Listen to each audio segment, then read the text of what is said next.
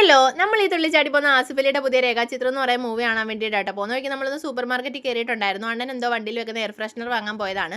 അല്ലെങ്കിൽ എനിക്ക് കാറിനകത്ത് കയറി കഴിഞ്ഞാൽ എസിയുടെ മണം പിടിക്കത്തില്ല. അതിൻ്റെ കൂടി ഒരു എയർ ഫ്രഷ്നർ കൂടി ആകുമ്പോൾ പൂർത്തിയാവും.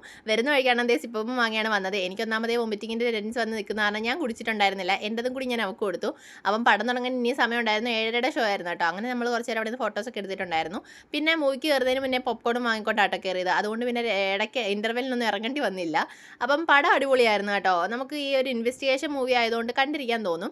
അങ്ങനെ പടം കണ്ടിട്ട് നമ്മൾ തിരിച്ചു വരുന്ന വഴിക്ക് ഫുഡ് കഴിക്കാൻ കയറിയിട്ടുണ്ടായിരുന്നു കേട്ടോ. അവരത് ദോശയും സാമ്പാറൊക്കെ കഴിക്കുന്നുണ്ട്. എനിക്ക് പൊതുവേ ദോശ ഇഷ്ടമല്ലാത്തതുകൊണ്ടും രാത്രി എനിക്ക് എന്ത് നിധി തരാമെന്ന് പറഞ്ഞാലും എനിക്ക് ചോറും മീൻകറിയും തന്നെ വേണം.